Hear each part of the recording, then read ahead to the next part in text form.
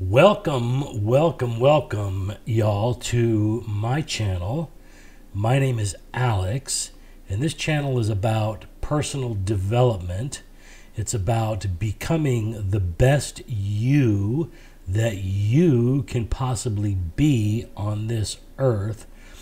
It's about shedding and getting rid of behavior patterns and thought patterns and life patterns that don't do you any good, that hold you back, and instead replacing those with patterns and knowledge and understanding and practice that helps to push you forward in life so that you can continually achieve and grow as a person. So some of the things I'm going to be covering on this channel are looking at personal development and how that has been expressed throughout history, how people have come to these conclusions and realizations, because if you think about it, what we know now is really built on what others have already discovered in the past. And yes, there are some new things that we discover, and the people who come after us will discover new things as well. But what they will do, the ones who come after us, will build on what we have done, which is what we're doing now, and we're building on what others have done. So I'm not saying that what you're going to find is some new revelation, but it might be a new revelation for you. And a lot of this was a new revelation for me, because these are not things that you're typically going to be taught at home, depending on the kind of family you come from and your background. These are not the kind of things that are typically taught in public schools or even private schools for that matter. These are not things that are typically taught in churches. These are not things that are typically taught in society, not in film, not in music, not in art, not in culture, but they are interwoven through all of those things, and they do show up in all of those things. And there are expressions in all of those things that have been used, let's say, to a lesser extent than what they should have been, or not properly understood, or not properly implemented, or not properly practiced, etc., that sort of thing. So what I'm going to be doing is taking a look at different writers and historical figures and individuals throughout time, and comparing what they've written with what we know and how we practice it, and put it together in our lives so that we can grow as a person. One of the first individuals I'm going to look at is somebody that I've just become aware of over the past, I would say, maybe a year, maybe less than a year. But somebody that I've discovered that has a great, keen insight into some spiritual truths that I didn't see before, that I was never taught in a church, that I was never taught at home. But some of these things we can come to know intuitively, but we may doubt ourselves because we're thinking, wow, is this thought, is this practice that I'm having legitimate? Because I've never heard anyone teach this. I've never heard anyone preach this. I've never heard anyone, show these examples. Is it true? So I want to dig in to the truth. I want to discover reality and the basis and the building blocks for becoming a better person. The first person I'm going to look at is an individual by the name of Neville Goddard. And I have one of his books here. I'm going to see if you can get that. Neville Goddard's Interpretation of Scripture.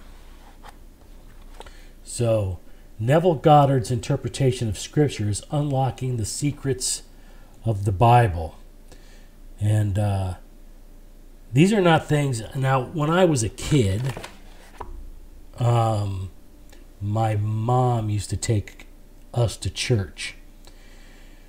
But in church, it was fundamentalism.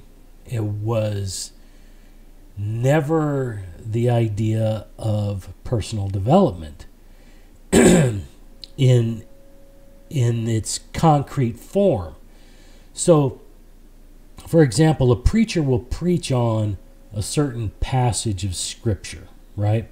And he'll read the words. And when you hear the words, you think, oh, well, that means this. And then he'll go on and talk about how it means something almost seemingly completely different than what you thought that it actually meant.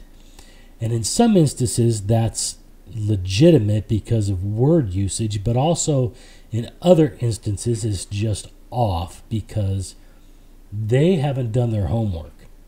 They haven't really dug into it, and they haven't realized it for what it truly is. And I'm just come to some of these new understandings of these building blocks over the past couple years that I've been involved in listening to individuals who before I hadn't listened to. So some background on that is I was married for 35 years. I got married when I was 20 years old. My wife, when I married her, she was 19. I was 20. We got married and we were together and in love for 35 years. We had a great relationship all the way up to the time of her death. She died. She got ALS and it killed her. ALS is a thief. ALS is a robber. It's a murderer. It kills people. It destroys people. It's essentially the body shutting down, and it's a slow death. It turns on the dying process, essentially, of the body, and you lose control of all your limbs and all your bodily functions and your ability to breathe, your ability to swallow. You can't move your fingers. You can't move your toes, your arms, your legs, your hands. You essentially are trapped in your mind, and you lose your ability to breathe. And then the people usually die. They'll die of a heart attack or they'll die of suffocation. She died because she was no longer able to breathe, and she was on a ventilator, and she died in her sleep at night.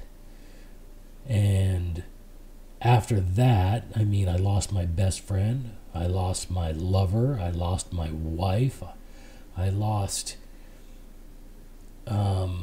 the most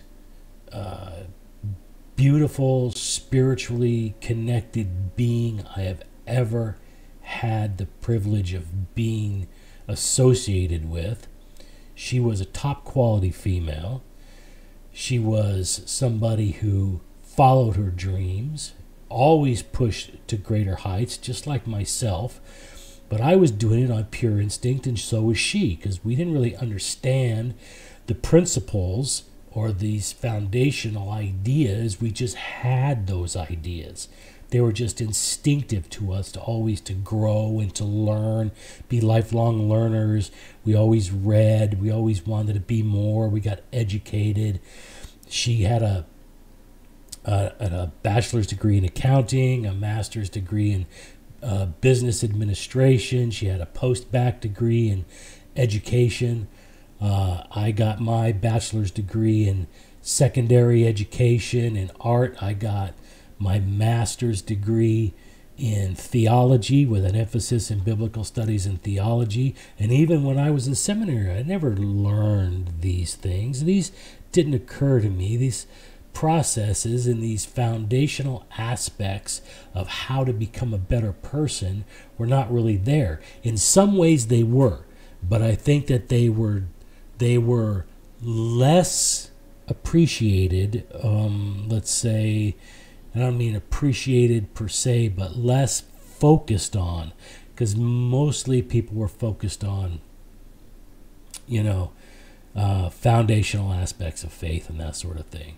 Now, my degree is a fantastic degree from Fuller Seminary, one of the best seminaries in the world, if not the best.